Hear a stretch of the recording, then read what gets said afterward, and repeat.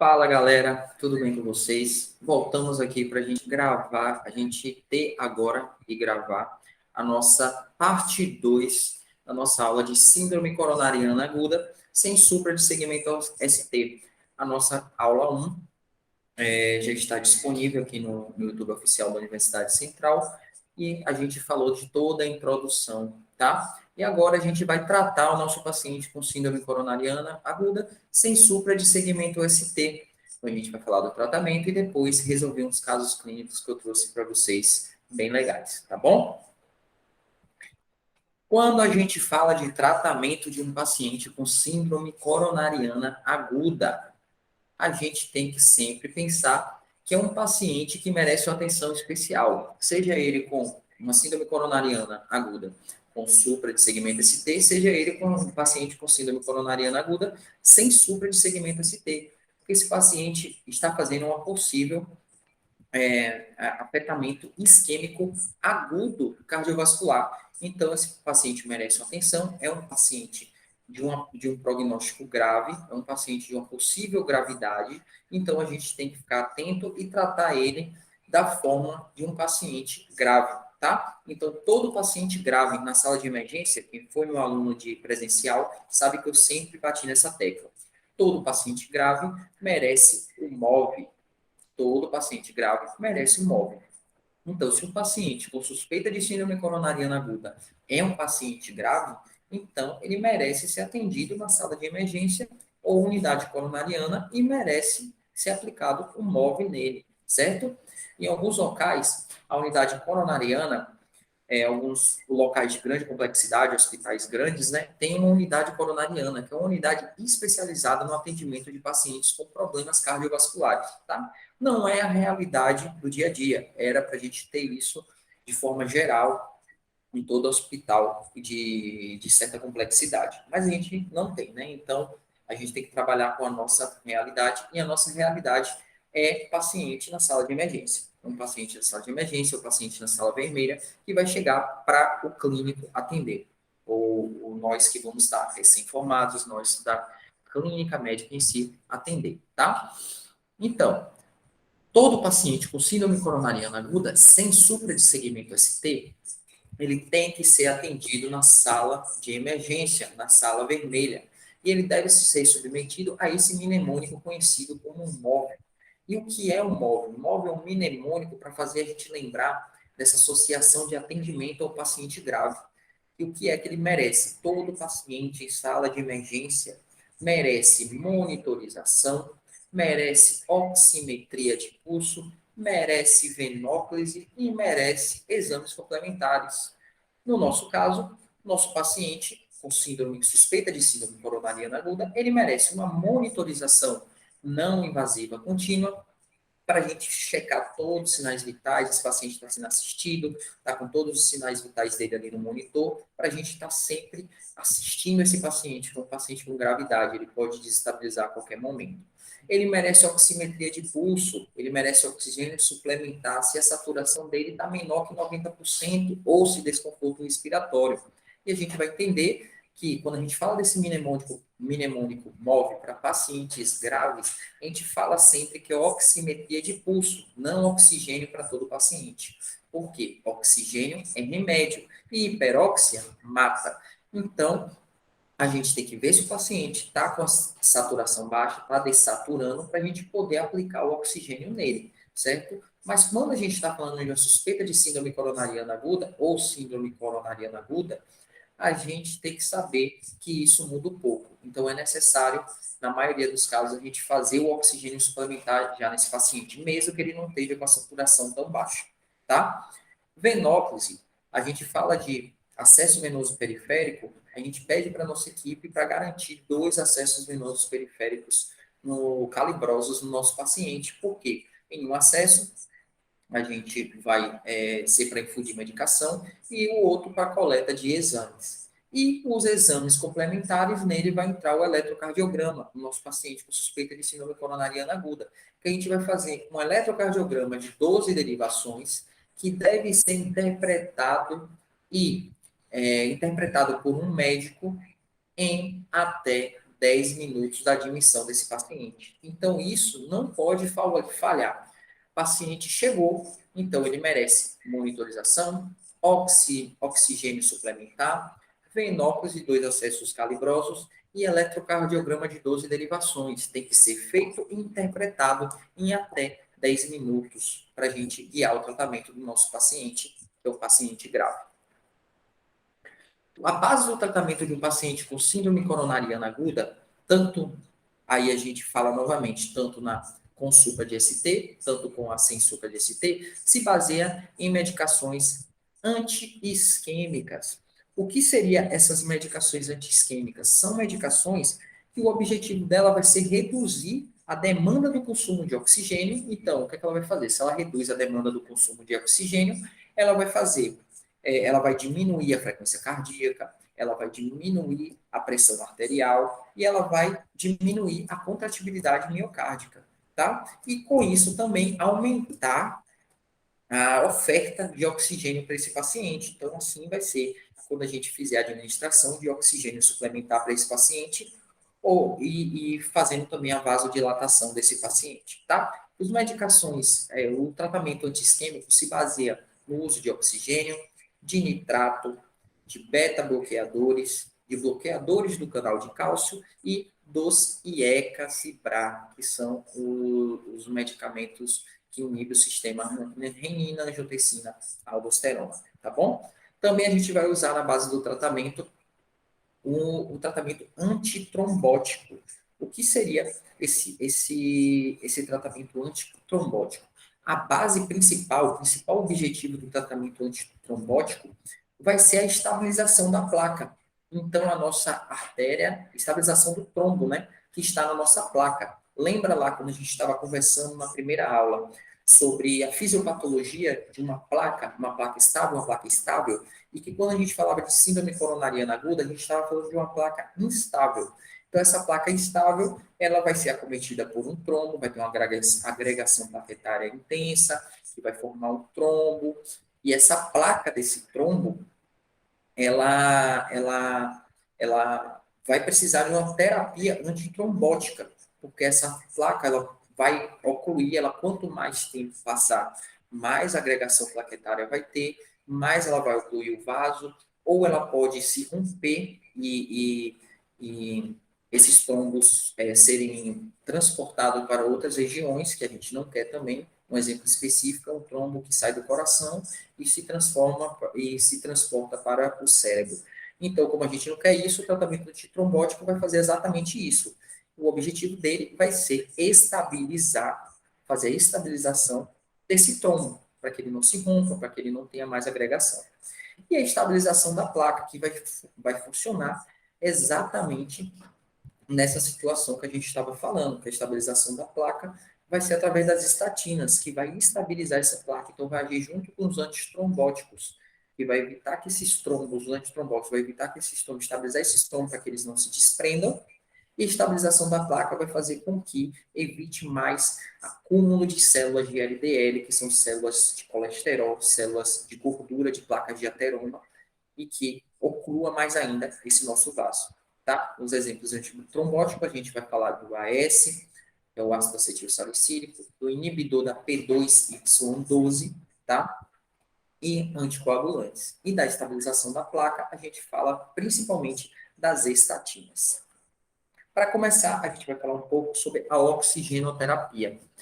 O que é a oxigenoterapia? O uso suplementar do oxigênio, em todos os casos de síndrome coronariana aguda sem supersegmento ST, ele não está fundamentado na literatura para a gente. A gente fala sempre, fazer oximetria de pulso, se saturação menor que 90, a gente se entrar com oxigênio suplementar via cateter nasal para esse paciente.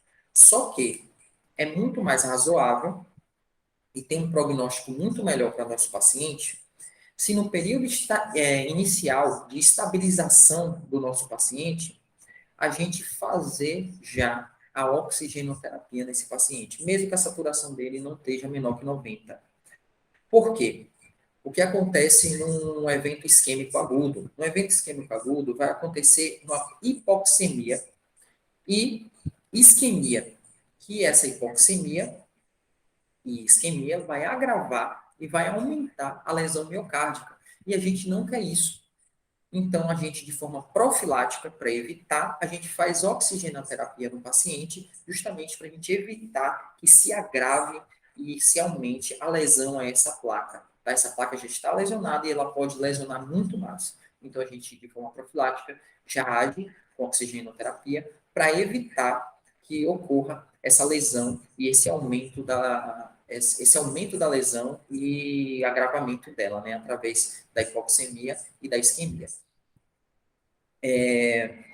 A forma de administração que a gente vai usar no oxigênio, na oxigenoterapia vamos dizer assim, na maioria dos nossos pacientes com síndrome coronariana aguda sem supra de segmento ST, é o uso de 2 a 4 litros por minuto durante 3 horas. Então, durante 3 horas apenas, a gente vai estar fazendo nesse paciente 2 a 4 litros por minuto via catéter nasal, tá bom?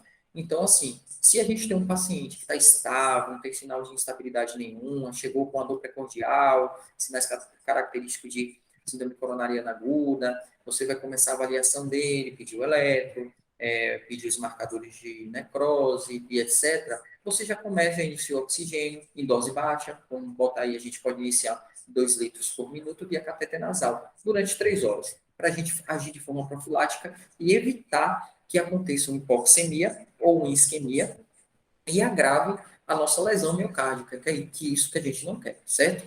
E lembrar, eu deixei de vermelho para vocês terem na mente de vocês que a administração desnecessária por tempo prolongado pode causar vasoconstrição sistêmica e é prejudicial. Então, a gente não quer isso também. Então, por isso que tem que estar atento ao tempo e às formas que a gente tem que fazer para agir da forma correta.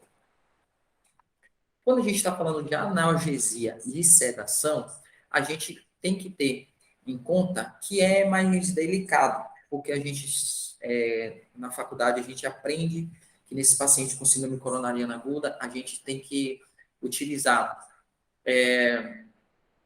a gente tem que utilizar aquele mnemônico famoso, o Monabit, certo? E no Monabit, o primeiro de tudo no Monabit é o M, de morfina.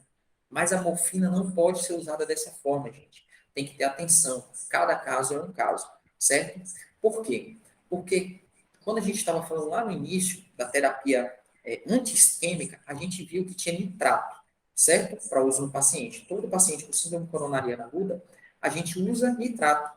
Só algumas exceções que não, como um paciente com infarto de ventrículo direito, mas a gente vai falar sobre isso. E o nitrato, a função principal do nitrato é agir no alívio da dor do paciente.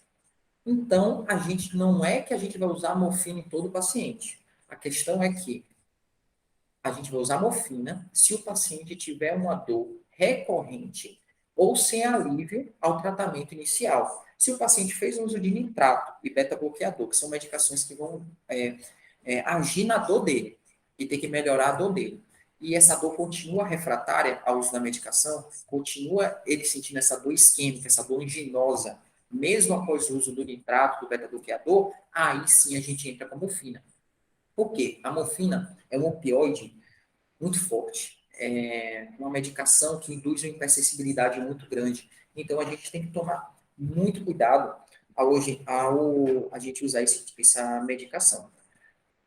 Por isso que eu dou uma dica para vocês. Sempre que vocês forem usar opioides fortes, como a morfina, como o fentanil, vocês têm em mente que eles causam hipersensibilidade. Tem muito paciente que tem hipersensibilidade a essas drogas e não sabe, tá? Tem muito paciente que tem alergia a essas drogas e não sabe. Então, é muito fácil de você fazer uma intoxicação nesse paciente por uso desses opioides fortes, como a morfina, como o fentanil. Então, se vai usar a medicação, se o paciente tem a dor refratária ao uso do tratamento, aí você entra com a morfina. Mas, já procura saber no local onde vocês estão trabalhando e pede para você ter ali ao lado, já para qualquer coisa você fazer, um antídoto da morfina. E qual é o antídoto da morfina? O antídoto da morfina se chama naloxona.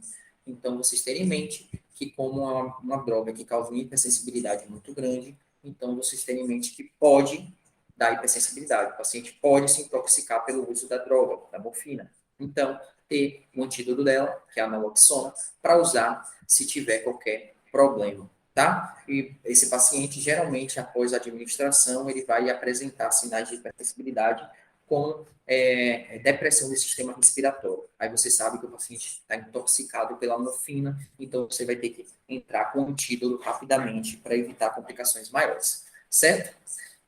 A forma de administração que a gente usa para a morfina vai ser o sulfato de morfina, que é assim como vem a apresentação dele, 1 a 5 miligramas via intravenosa, em intervalos de 5 a 30 minutos. Então, a gente vai usar o sulfato de morfina, 1 a 5 miligramas intravenoso, em intervalos de 5 a 30 minutos, certo?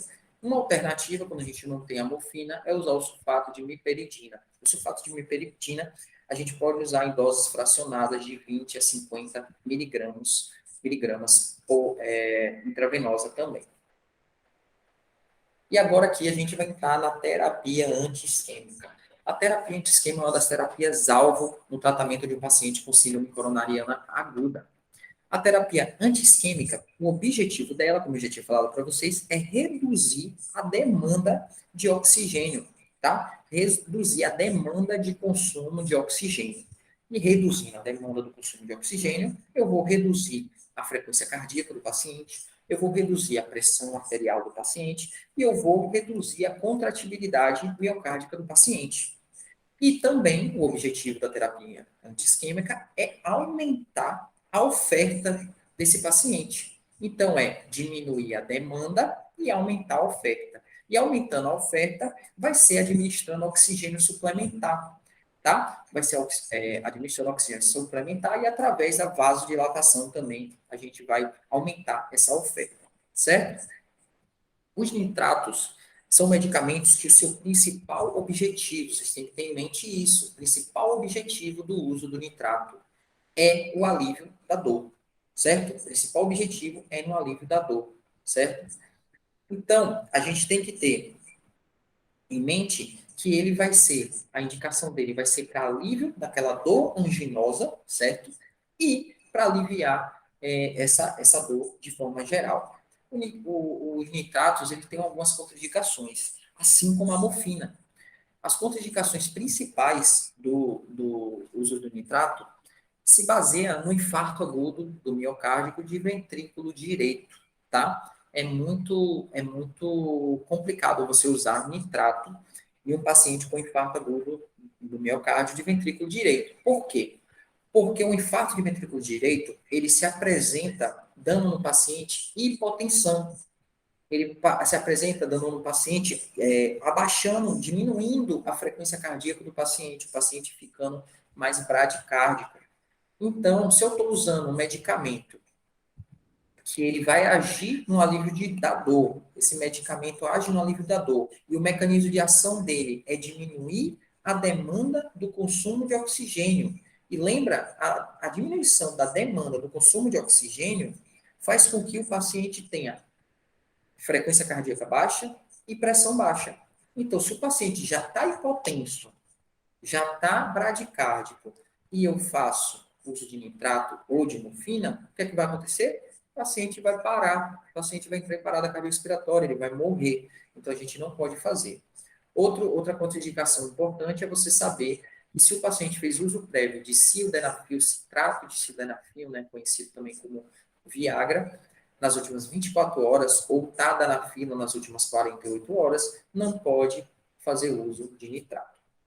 Os principais nitratos que a gente tem no mercado para uso convencional no dia a dia, na nossa sala de emergência, vai ser o dinitrato de isosorbida, conhecido também como isordil, que é um medicamento de via oral que a gente vai usar 5 miligramas sublingual no nosso paciente. 5 miligramas sublingual no nosso paciente assim que ele chegar. Tá? Embaixo da língua do paciente, você vai colocar 5 miligramas de isordil, tá bom? Se esse paciente não tiver melhora após o uso de isordil, aí você pode entrar com uma terapia intravenosa, né? Que aí você pode entrar com a nitroglicerina, conhecida também com o nome comercial como Tridil. Então, você pode entrar com a nitroglicerina, ou conhecida também como Tridil, para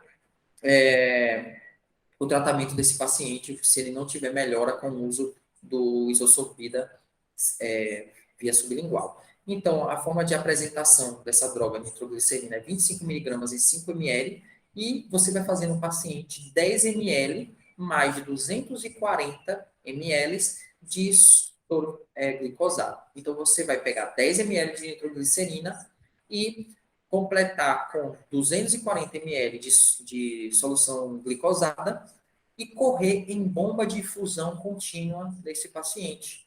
BIC, bomba de infusão contínua. Aí você vai correr nesse paciente 1,5 a 3 ml hora, tá? Vai fazer 10 ml mais 240 de solução glicosada, correr em bomba de infusão contínua 1,5 a 3 ml por hora, certo? E assim a gente mais preconizado o nosso uso dos nitratos, tá? Agora a gente vai falar de outro medicamento usado na terapia antisquêmica, medicamento conhecido como os medicamentos conhecidos como beta-bloqueadores. Esses medicamentos são muito utilizados no dia a dia.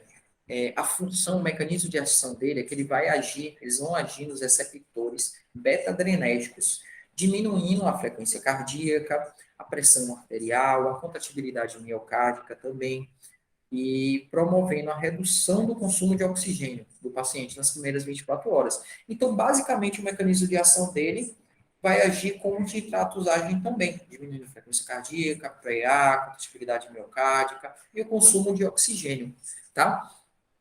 Então, as contraindicações são mais ou menos parecidas com as contraindicações que a gente tem no uso dos nitratos. O que é importante a gente saber dos beta-bloqueadores?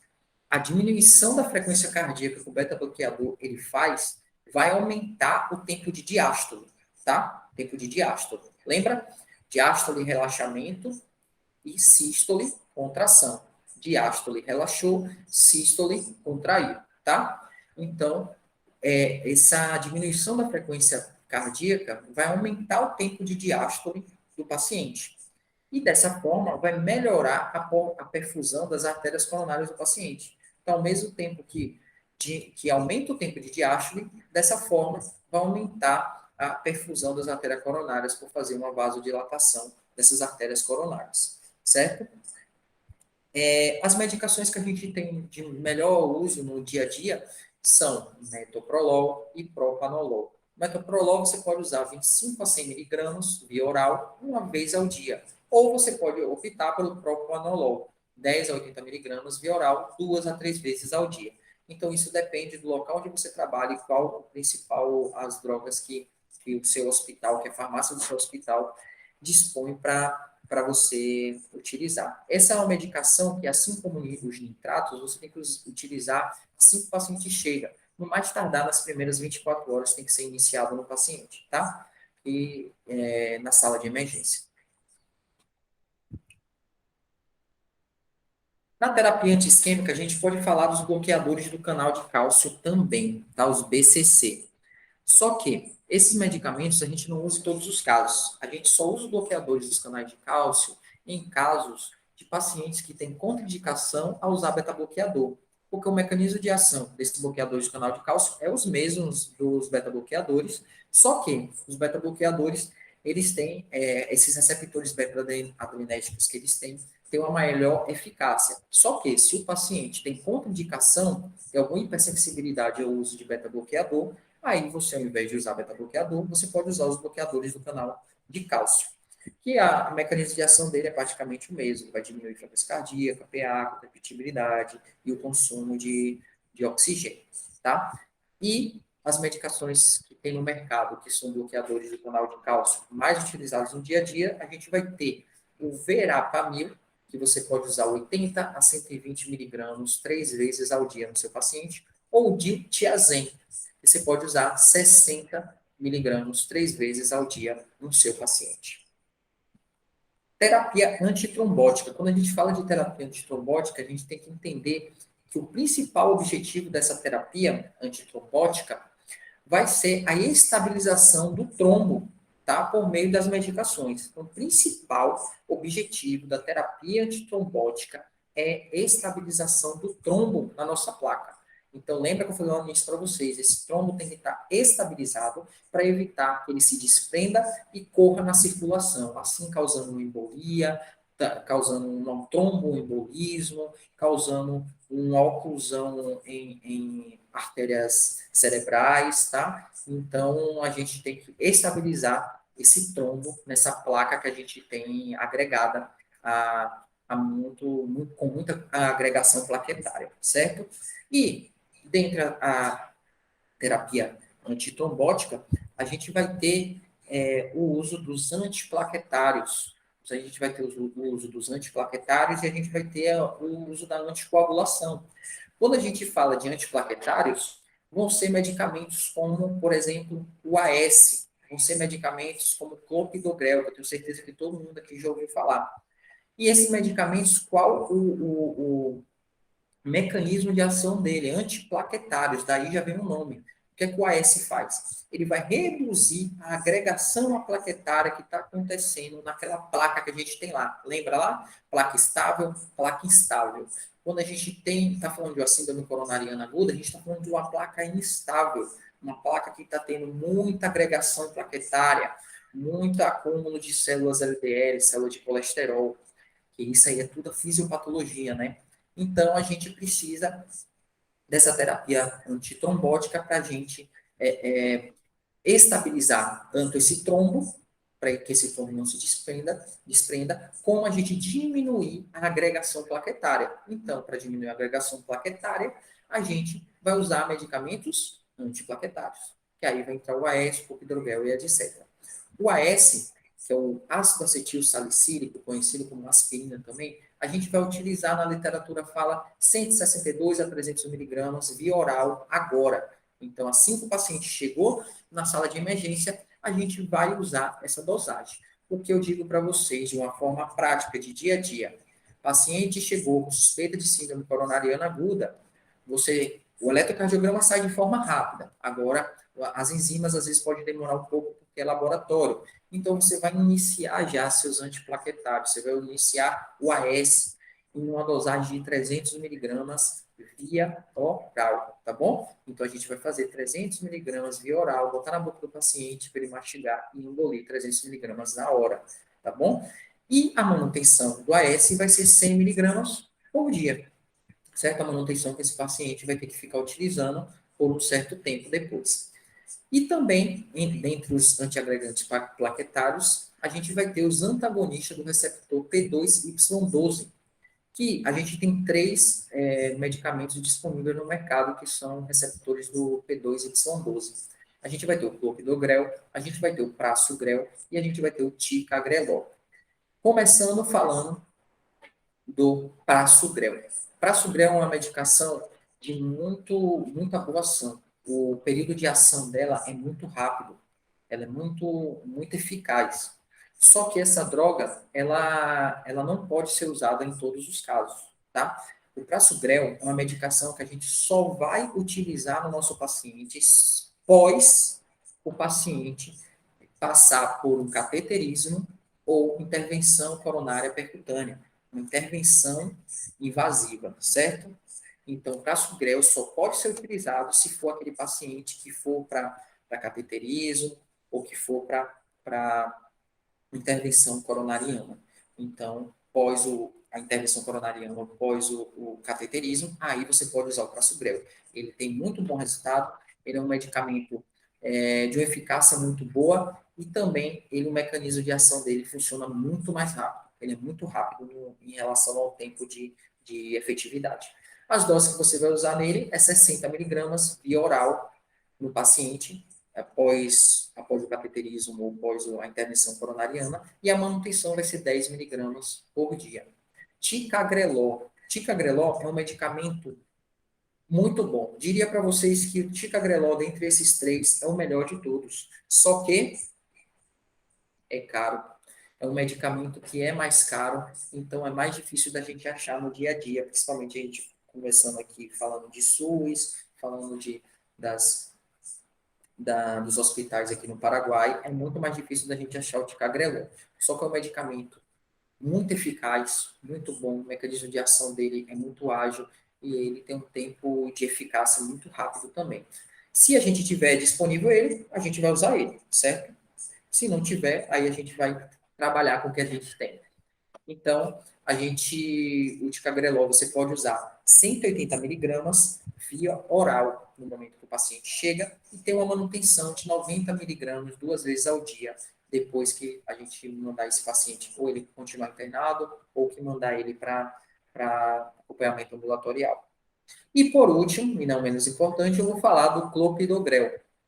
Clopidogrel é uma droga barata, uma droga de mais acesso financeiro, tanto por via ambulatorial, tanto por via de internação intra-hospitalar. E só que o tempo de efetividade dele demora um pouco a gente relacionando com o prasugrel e o ticagrelor. Mas, como ele é mais barato, ele é mais encontrado no dia a dia. Então, se a gente só tem clopidogrel, a gente vai usar clopidogrel, certo?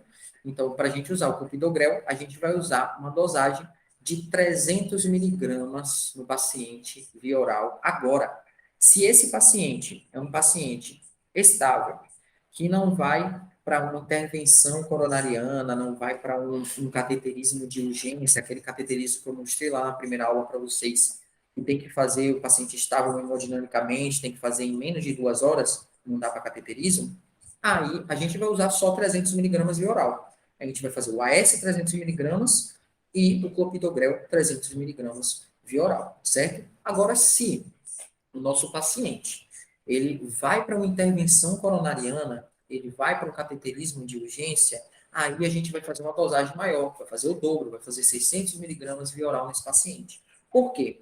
Porque quando a gente vai fazer uma terapia invasiva no paciente, a gente pode desestabilizar essa placa. Então, a gente precisa de uma antiagregação plaquetária, uma terapia antitrombótica muito mais forte, muito mais eficaz, para que no momento da intervenção coronariana a gente não desestabilize essa placa e a gente não acabe tendo problemas consequentes. A manutenção que a gente vai fazer do clopidogrel vai ser 75 miligramas por dia, tá? Quando esse paciente estiver na internação ou quando a gente liberar ele de alta. Então, aqui um esquema de tratamento pós-liberação do paciente. Esse paciente vai ter que usar, depois de ter uma síndrome coronariana aguda, durante 12 meses, dupla antiagregação plaquetária, tá? Tanto com o ácido acetil salicílico, AS, tanto com os inibidores da P2, Y12, durante 12 meses. É a recomendação que vocês têm que passar para o paciente, mesmo ele indo para acompanhamento ambulatorial com o cardiologista. Agora a gente vai continuando falando da terapia antitrombótica, a gente tem que falar dos medicamentos anticoagulantes, tá? Os medicamentos anticoagulantes, eles têm que ser iniciados logo na admissão do nosso paciente. Logo que o paciente foi admitido, que você iniciou a terapia antiplaquetária, você tem que iniciar a terapia com os anticoagulantes. Então, junto com a antiagregação plaquetária, a gente vai fazer os anticoagulantes também. A gente tem no mercado a enoxaparina, que é conhecida como heparina de baixo peso molecular. A gente tem a heparina não fracionada e a gente tem a fundaparinux, tá? Mas, na maioria dos casos, o que tem disponível para a gente é a heparina de baixo peso molecular, conhecida como enoxaparina, que a gente vai fazer uma dosagem no paciente de 1 miligrama por quilo do paciente de 12 em 12 horas de forma subcutânea. Então, a gente pega uma agulhinha de insulina e aplica de forma subcutânea no tecido celular subcutâneo, na massa, na capa adiposa do paciente, geralmente na barriga, tá? De enoxaparina, de 12 em 12 horas. Aí só tem um adendo em relação ao uso da enoxaparina. Se o paciente tem mais de 75 anos, não é ideal a gente usar 1 miligrama por quilo. A gente vai modificar essa dosagem. A gente vai fazer 0,75 miligramas por quilo de 12 em 12 horas para esse paciente. A duração desse tratamento geralmente é de 1 a 8 dias que a gente vai fazer, ou até alta do paciente. Depende da gravidade desse paciente. Agora, os inibidores do sistema renina, angiotensina, aldosterona, que aí entra os IECAs, os BRAIAs, estatinas. Esses medicamentos são utilizados se o paciente tem história, se o paciente é hipertenso, se o paciente é diabético, se o paciente tem um problema cardíaco prévio, uma insuficiência cardíaca, por exemplo, aí você tem que iniciar essas medicações, continuar o tratamento que provavelmente ele já fazia, certo? Você tem que fazer. No caso de um paciente hipertenso, a gente opta geralmente por usar o enalapril de 5 ou de 20 miligramas via oral 2 vezes ao dia. Mas aí a história clínica entra também. Você tem que conversar com o seu paciente, se ele está estável, se ele está lúcido, ou então com o familiar, para saber qual a dosagem que ele usava em casa. E a partir disso você faz o ajuste para poder o paciente continuar seu tratamento e você pode iniciar nas primeiras 24 horas. Mesma coisa o paciente diabético, se faz uso de medicações para diabetes, como insulina, você vai continuar nas primeiras 24 horas do tratamento do paciente que ele já fazia anteriormente. O uso das estatinas é muito importante também. Preferencialmente, a gente vai utilizar as estatinas de alta potência, como a atorvastatina, a rosuvastatina, porque tem uma melhor eficácia, tá? Essas estatinas, elas vão agir naquelas células de LDL também e vão dar uma estabilidade para a gente e vai manter o nosso LDL, que é o nosso colesterol ruim, com cifragens menores que 50, né, miligramas por decilitro. Então, isso vai ajudar também no nosso tratamento de estabilização da nossa placa. A dose que a gente vai usar da atorvastatina, que é a que mais a gente conta no dia a dia, vai ser 40 miligramas via oral, uma vez ao dia. É o tratamento mais indicado para esses casos.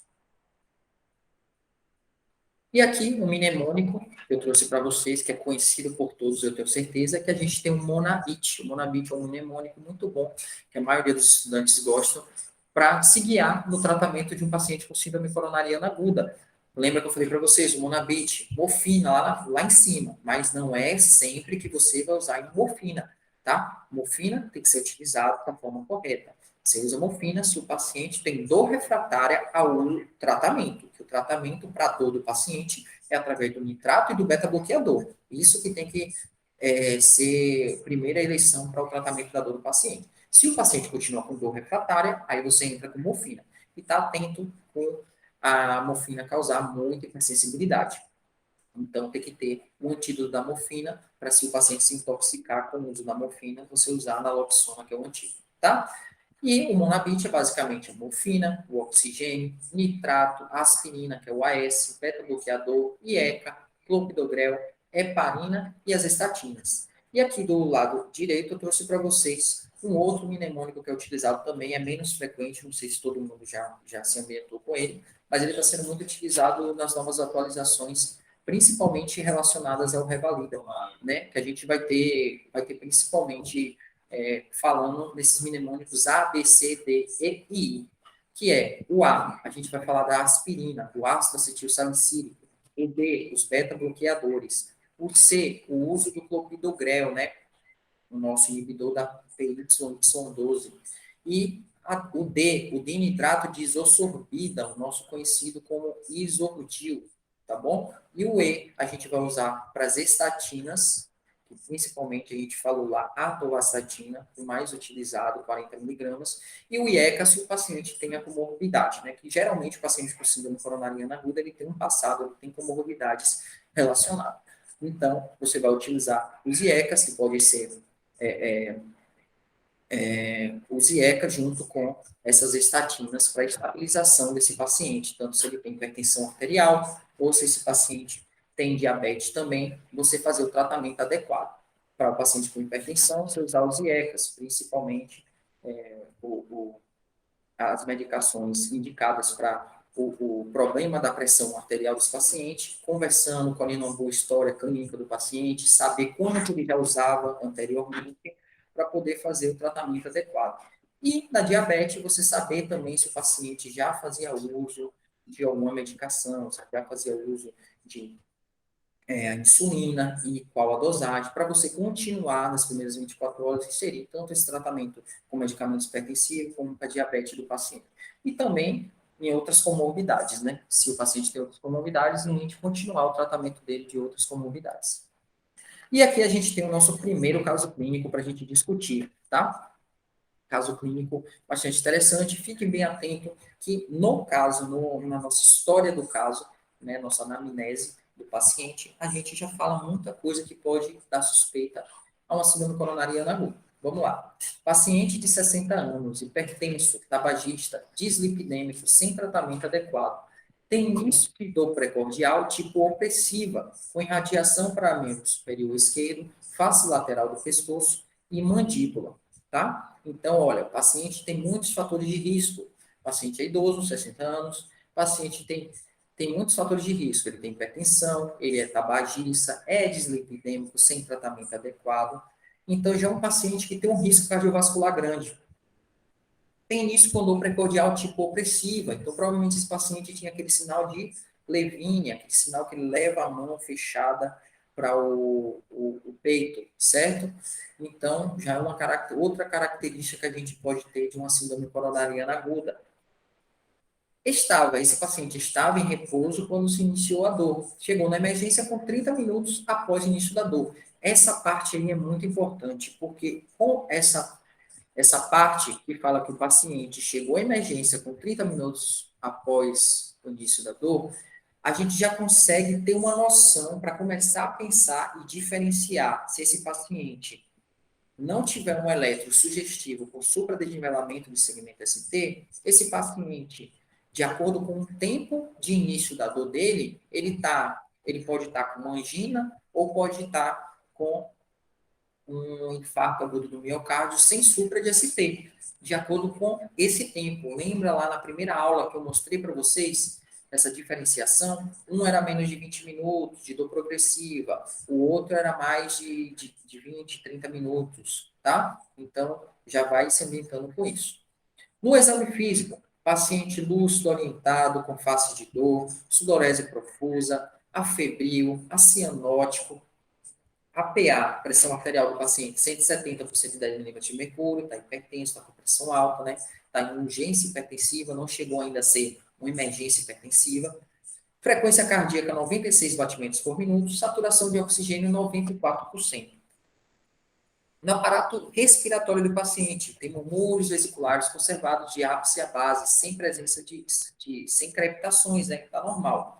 Aparato cardiovascular, tem bolhas rítmicas, hiperfonéticas, com quarta bolha acessória, sem sopro, sem presença de atritos. Pulso simétrico, peroxidoreto e pegajosa. O que é interessante aí do aparato cardiovascular a gente tem em conta? Essa quarta bolha acessória. Essa quarta bolha acessória, vocês têm que lembrar lá da semiologia básica, do terceiro ano da faculdade. A gente tem as bolhas acessórias. A gente tem B1, B2, B3 em alguns casos e B4 em alguns casos também, tá? Então, a gente tem que lembrar, se o paciente tem quarta bolha acessória e já está com essa clínica aí, a gente tem que lembrar que a B4, a quarta bolha acessória, ela é provocada por um enchimento ventricular aumentado. Então, ela é provocada, essa quarta bolha, por um enchimento ventricular aumentado. Então, está acontecendo uma maior enchimento, uma maior perfusão sanguínea no nosso ventrículo, tá? Então, esse paciente, geralmente, pacientes com quarta bolha acessória, são pacientes que são mais sugestivos a ter isquemia miocárdica, a ter um infarto agudo do miocárdio. Então, isso já liga outro alerta para a gente, o paciente tem quarta bolha, certo? Então, já liga outro alerta. No sistema nervoso, o paciente tem um Glasgow 15 de 15 e sem alterações. Abdômen, ruídos hidroaéreos presentes, abdômen globuloso e sem alterações a mais também. Esse paciente, o que é que a gente vai fazer nele? Primeiramente, nesse paciente, é um paciente com suspeita de síndrome coronariana aguda, porque ele tem clínica de síndrome coronariana aguda, certo? Ele tem quarta bolha acessória, ele tem alteração no exame físico. Então, é um paciente que merece sala de emergência e merece atendimento de emergência. Com atendimento de emergência, eu vou aplicar um móvel no paciente. Esse paciente merece ser monitorizado, monitorização contínua, a gente está checando todos os sinais vitais dele o tempo todo. O paciente merece oxigênio, oximetria de pulso, ver a saturação, e a depender do que a gente achar ali no eletrocardiograma, a gente entrar com oxigênio de forma profilática, como eu tinha explicado para vocês. Merece venóclise, merece 2 acessos periféricos calibrosos, um para colher exames e outro para infundir medicações, e merece exames complementares. Dentre os exames complementares, a gente pediu agora para o nosso paciente o eletrocardiograma e os marcadores de necrose miocárdica. Quais são os marcadores de necrose miocárdica que a gente tem aqui no nosso hospital?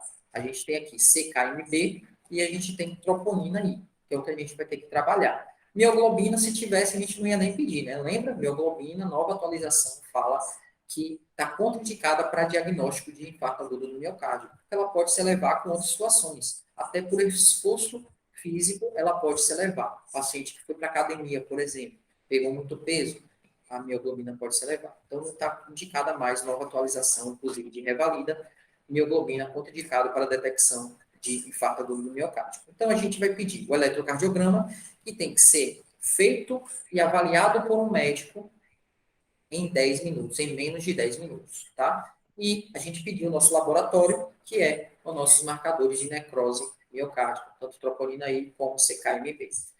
Depois de um tempinho, uns 5 minutos, chegou o nosso eletrocardiograma, que a gente vai avaliar aqui agora. Aqui está o nosso eletrocardiograma. Tenta dar um zoom aí, porque não ficou tão visível. Tentei no máximo melhorar a visibilidade, mas não deu para melhorar. No nosso eletrocardiograma de 12 derivações, veio isso aí para a gente. E saliento para vocês que, se vocês têm dificuldade ainda de entender o eletrocardiograma fisiológico, a gente tem uma aula disponível aqui no YouTube oficial da Universidade Central do Paraguai, em que eu trouxe para vocês noções básicas do eletrocardiograma, noções de dia a dia, de prática, você aprender a interpretar o eletrocardiograma normal, porque facilita a vida de vocês. Não tem como a gente falar de patologia no eletrocardiograma se vocês não entendem um eletrocardiograma normal. Vocês não sabem que tipo de parede a gente tem de acordo com as derivações. Então, isso tudo eu ensino lá nessa aula. Está disponível no YouTube oficial da Universidade Central. Tá bom? Então, corre lá, assiste a aula e depois volta para cá que vai conseguir entender bem melhor. Então, nesse eletrocardiograma de 12 derivações, a gente tem alguns achados, tá? A gente tem supradesnivelamento de segmento ST? Não, a gente não vê nenhum supradesnivelamento de segmento ST.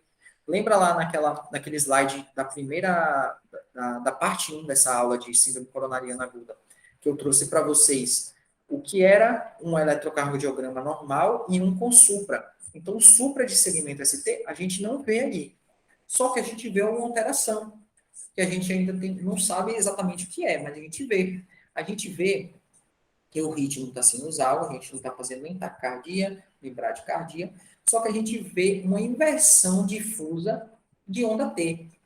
A gente vê uma inversão difusa de onda T. Então, a nossa onda T, que era para estar para cima, ela está para baixo. Ela está invertida. Em quais derivações? A gente vê em D1 e AVL, que são derivações que a gente fala de parede lateral alta. Então, a gente tem inversão de onda T. A gente tem inversão de onda T também em V1, V2, V3, V4, V5 e V6. V1 e V2, a gente está falando de parede anterior. V3 e V4, a gente fala de parede septal. Então, se V1, V2, V3 e V4 está com alteração, com inversão de onda T, a gente pode falar que está com inversão de onda T em parede anterior extensa, porque está pegando toda essa parte anterior e septal. E a gente tem também inversão de onda T em V5 e V6, que V5 e V6 a gente está falando de parede lateral, tá? D1 e AVL é parede lateral alta. V5, V6 é parede lateral apenas. Então, a gente tem essas alterações em parede lateral alta, parede lateral e parede anterior. E lembra lá, quando eu falei dos exames complementares, eu falei do eletrocardiograma, na parte 1 da aula, eu trouxe umas imagens para vocês falando que as alterações que podem vir no eletrocardiograma, sugestivo de uma síndrome coronariana aguda sem supersegmento T, é justamente isso aí, uma inversão de onda T. Uma inversão de onda T, ela já pode dizer para a gente que a gente está diante de uma síndrome coronariana aguda sem supra desse termo. Aí agora a gente precisa saber se a gente tem uma angina instável ou se a gente tem um infarto agudo do miocárdio sem supra desse termo, tá? Mas, para isso, para a gente ter essa confirmação diagnóstica, a gente precisa dos nossos marcadores de necrose miocárdica. Então, nossos marcadores de necrose miocárdica chegaram aí, nossas enzimas cardíacas, e os primeiros vieram negativos. Estavam menos de 4 horas, os primeiros vieram negativos, que pode acontecer dos primeiros virem negativos, é normal. Por quê? Lembra que eu tinha falado para vocês lá que às vezes o tempo desses marcadores se elevarem não deu. Por exemplo, a troponina I, ela se eleva geralmente entre 4 a 6 horas de início de sintomatologia do paciente. Então não deu tempo ainda dela elevar. Então, não quer dizer que você vai liberar o seu paciente para tratamento ambulatorial, mandar ele procurar um cardiologista para ver. Não. Esse paciente tem que ficar em observação. Por quê? Esse paciente tem clínica de síndrome coronariana aguda, tem alteração no exame físico, e esse paciente também tem um eletrocardiograma com alteração. Então, a gente tem que deixar em observação e depois de 4 a 6 horas a gente repetir de novo nossos marcadores para a gente ter a certeza de um diagnóstico certo, de diagnosticar como angina estável ou como um infarto agudo do miocárdio sem suprassegmento ST. Mas a gente não vai deixar de tratar o nosso paciente. A partir do momento que ele pisou na sala de emergência com clínica compatível e nosso eletrocardiograma que sai em 5 minutos, 4 minutos, 6 minutos, a gente já tem que tratar nosso paciente como tal, certo? E aqui os nossos pontos de discussão. Qual a principal hipótese diagnóstica do nosso caso? A principal hipótese diagnóstica do nosso caso é um infarto agudo do miocárdio sem supra de segmento ST. Por que é um infarto agudo do miocárdio sem supra de ST? Lá na primeira aula, na parte 1 dessa aula, eu falei para vocês que para a gente diferenciar uma angina estável de um infarto agudo do miocárdio sem supra de ST, é só a gente olhar os nossos marcadores de necrose miocárdica. Se os marcadores de necrose, se a gente tem clínica compatível com síndrome coronariana aguda, eletro com alteração e marcadores de necrose negativo, mesmo depois das 6 horas, a gente está diante de uma angina instável. Se a gente tem clínica compatível com síndrome coronariana aguda, a gente tem eletro com alteração e a gente tem marcadores de necrose positivos, aí a gente está diante de um infarto agudo do miocárdio sem supra de segmento ST. E como deve ser realizado o atendimento inicial desse paciente? Eu falei já no início do caso, quando a gente terminou de ler o caso para vocês. Esse paciente ele tem uma possível síndrome coronariana aguda. Então, o que é que a gente tem que fazer? O paciente tem gravidade. Então, a gente tem que atender ele como tal. É aplicar o MOV nesse paciente.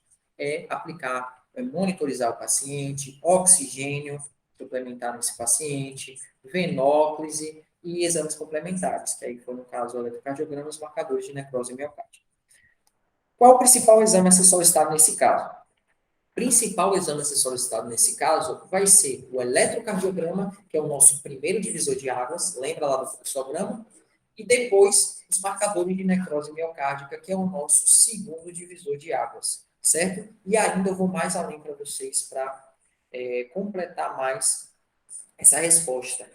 Um outro exame que deixaria completo a nossa situação aqui seria o pedido de um cateterismo nesse paciente. Como é um paciente que não tem sinais de gravidade, não é um paciente que está instável, não é um paciente que tem uma hemodinâmica ruim, eu não vou precisar fazer aquele cateterismo de urgência de menos de 2 horas no paciente. Não precisa.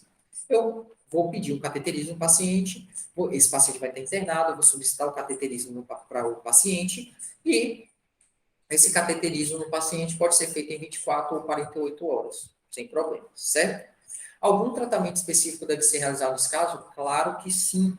Eu falei para vocês, o paciente chegou com sinais e sintomas, alteração de exame físico, sugestivo, de síndrome coronariana aguda, e com um eletro já com alterações típica de uma síndrome coronariana aguda, nesse caso sem supra de segmento ST, a gente já vai iniciar o tratamento, a gente já vai fazer antiagregação, a gente já vai fazer antiagregação plaquetária nesse paciente, né? A gente já vai, assim que o paciente chegou, monitorizou ele, fez um móvel bonitinho, já vai fazer 300 miligramas de AS sublingual, sublingual não, 300 miligramas de AS na boca do paciente, pedir para ele mastigar. A gente já vai fazer o clopidogrel 300 miligramas. Como é um paciente que não vai para cateterismo de urgência, a gente pode fazer 300 miligramas, não tem problema. A gente faz 300 miligramas nele, que vai ser a nossa dupla antiagregação plaquetária, com AS e com o clopidogrel. A gente vai fazer anticoagulante de forma imediata no paciente também, que a gente vai fazer a heparina de baixo peso molecular, que é a inoxeparina, fazer 1 miligrama por quilo subcutâneo no paciente de 12 horas. A gente vai fazer a terapia anti-isquêmica no paciente, então a gente vai fazer o nitrato no paciente, a gente tem que fazer o isordil no paciente sublingual, 5 miligramas cada 5 minutos, né? Você pode fazer no máximo 3 doses de isordil nesse paciente, tá? E a gente vai fazer beta-bloqueador nesse paciente também. Se o paciente tem um histórico de hipersensibilidade a beta-bloqueador, não, a gente vai fazer um bloqueador do canal de cálcio, né? Como a gente tinha visto. Oxigênio, a gente pode fazer nesse paciente, no máximo 3 horas. No máximo, durante 3 horas, deixar ele com catéter nasal, tá? Fazer 1 litro por 1 a 2 litros, mais ou menos, nesse paciente, por hora. Já está suficiente, no máximo, durante 3 horas, certo? E analgesia e sedação, aí tem um porém que a gente tinha conversado. Se esse paciente respondeu bem à terapia anti-isquêmica, que é o uso do nitrato, que é o isordil, junto com o beta-bloqueador, eu não vou fazer morfina. Agora, se o paciente continua se queixando de dor, está com dor anginosa intensa, o paciente grita de dor, algo do tipo, aí eu entro com a morfina. Aí sim eu posso fazer a morfina no paciente. Posso fazer 1 a 5 miligramas intravenoso nesse paciente, sem problema, tá? Porque ele está com dor refratária ao uso da medicação. Então, a gente vai aplicar o Monabit de forma completa, só tomar cuidado em relação à morfina, deixar um asterisco ali, um asterisco na morfina, porque nem sempre a gente vai utilizar. Agora vamos para o caso clínico 2. No caso clínico 2, a gente vai falar de um homem de 56 anos de idade que foi internado para avaliação diagnóstica de dor precordial de início recente. 3 dias antes do internamento, havia acordado de madrugada com dor precordial em aperto de forte intensidade, com duração de 20 minutos, irradiação para o membro superior esquerdo e acompanhado de dispneia, que levou a procurar o atendimento médico.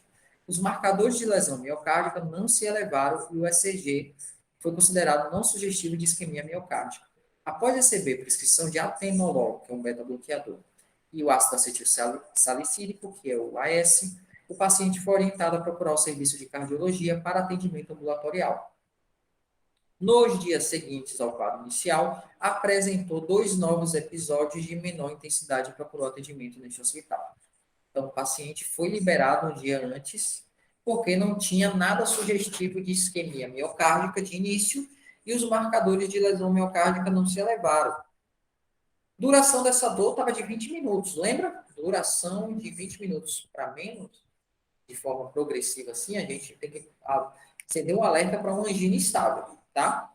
O que é que a gente vê aí como algo equivocado que aconteceu?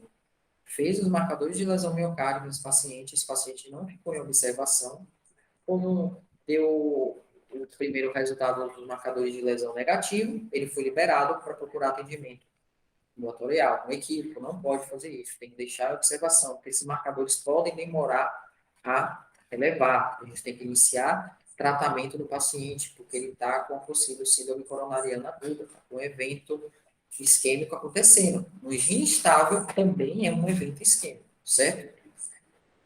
Então, esse paciente, quando retornou no outro dia, com 2 novos episódios de menor intensidade dessa dor precordial, então ele estava com uma dor anginosa, né, uma angina instável progressiva, ela geralmente é progressiva, essa dor anginosa, essa dor da angina estável. Ele queixou-se também de dispneia aos esforços, outra característica de angina, com muitos anos de evolução. Então, muito tempo que esse paciente tem falta de ar aos esforços, sente outro alerta. O paciente havia se intensificado no período essa dispneia. Era tabagista de 40 cigarros diários e sabia ser portador de hipertensão arterial, com controle não farmacológico. Então, o paciente tabagista, fator de risco para doença cardiovascular, e o paciente é hipertenso e não fazia tratamento, não fazia adesão ao tratamento. Outra complicação. Então, esse paciente chegou no segundo dia pós-evento para a gente, e a gente sabe que a gente não pode liberar esse paciente. É um paciente com possível síndrome coronariana aguda, então é, move para esse paciente. Não pode deixar passar. Então, o paciente merece monitorização, oximetria, o oxigênio suplementar, merece Venox, 2 acessos calibrosos nos braços para colher exames e para infundir medicação, e merece exames complementares, incluindo eletrocardiograma e enzimas novamente. Fizemos o eletrocardiograma e o eletrocardiograma está em andamento do nosso paciente. A gente tem um exame físico aqui, enquanto o nosso eletrocardiograma está sendo feito. O paciente estava em bom estado geral, corado, hidratado, eupneico, com frequência cardíaca regular, 80 batimentos por minuto, pressão arterial 132 por 78 milímetros de mercúrio.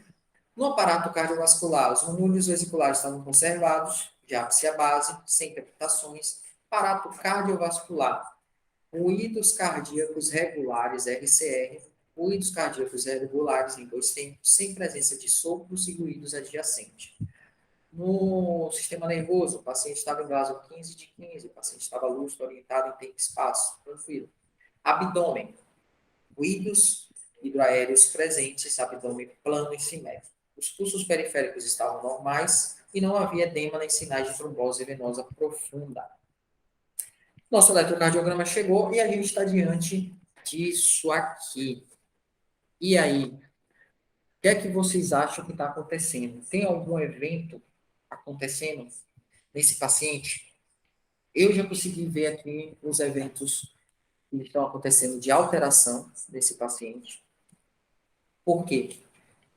Só em bater o olho assim de forma rápida, eu vejo que ele tem uma R alongada. Geralmente essas R's alongadas assim, pontudas dessa forma, bem alongadas, elas são sugestivas de sobrecarga ventricular. Então, provavelmente esse paciente tem sobrecarga ventricular. Outra coisa que me chama atenção, em algumas derivações, o paciente tem uma onda T simétrica e apiculada. Onda T simétrica e apiculada. Lembra lá daquele, quando a gente estava falando do eletrocardiograma na parte 1 dessa aula de síndrome coronariana aguda? Onda T simétrica e apiculada é sugestivo de síndrome coronariana também.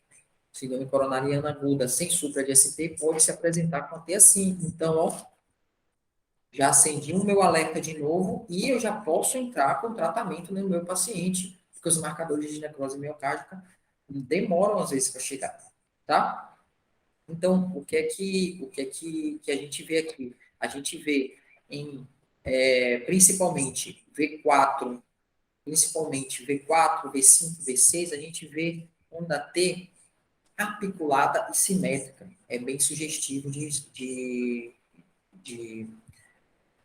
síndrome coronariana aguda sem supra de segmento ST. A gente vê que o paciente tem essas R alongada, então, bem apiculada e alongada, né? Então, o paciente tem uma sobrecarga ventricular, sobrecarga de ventrículo, bastante intensa, provavelmente sobrecarga de ventrículo esquerdo, acontece isso.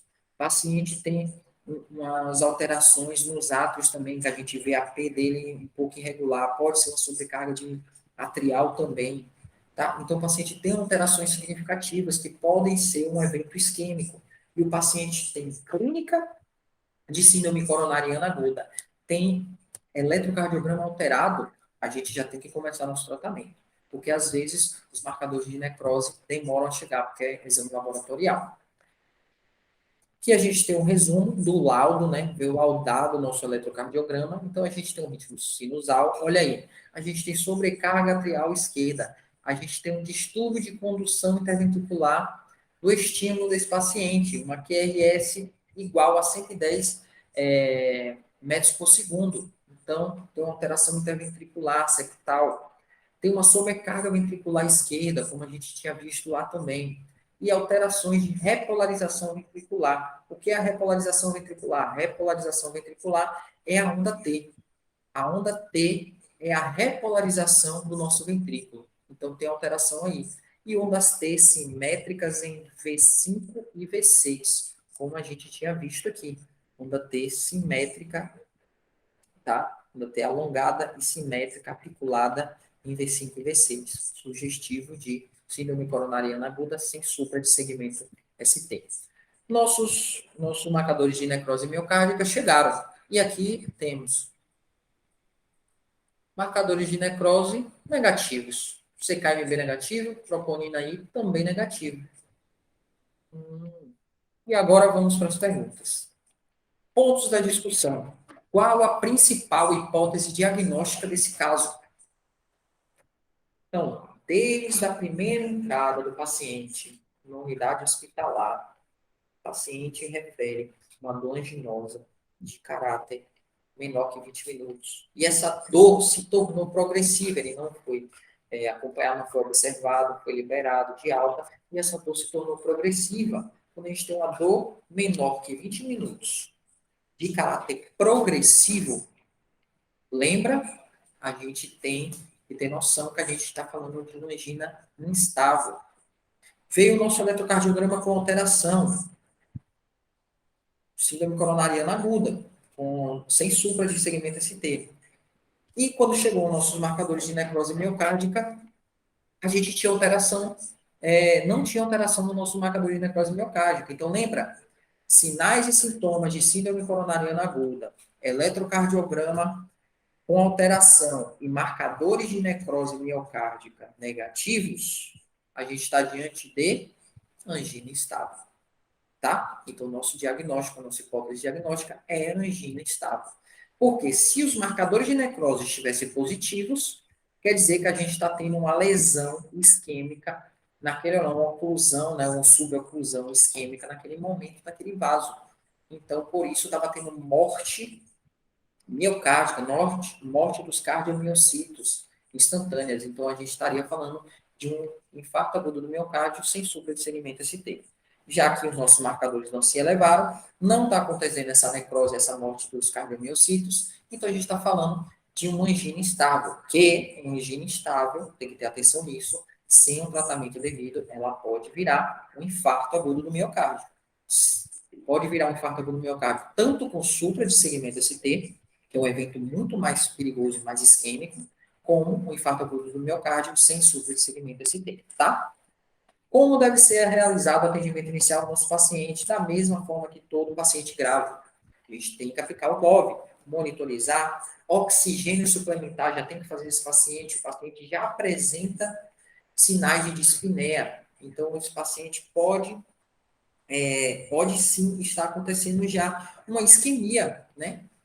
Uma hipóxia e uma isquemia, que isso está agravando e aumentando a lesão miocárdica do paciente. Então, a gente tem que fazer oxigenoterapia nesse paciente, de forma urgente, por no máximo 3 horas, tá? Sempre ter atento a isso, por no máximo 3 horas. A gente tem que fazer a venóprise para pegar os dois acessos calibrosos e os exames complementares que a gente fez, que foi o eletro e os marcadores de necrose miocárdica. Qual o principal exame a ser solicitado nesse caso? Mesma coisa. Principal exame a ser solicitado nesse caso, primeiro divisor de águas, eletrocardiograma de 12 derivações. Segundo divisor de águas, marcadores de necrose miocárdica. E, completando novamente, a gente tem que dar a esse paciente cateterismo de urgência em menos de 2 horas. Por quê? Porque esse paciente é um paciente que tem um risco muito grave de instabilidade hemodinâmica. A gente tem que fazer o cateterismo, tem que fazer uma intervenção invasiva para a gente saber o que é em si que está ocasionando isso nesse paciente. qual o mecanismo dessa placa de estabilidade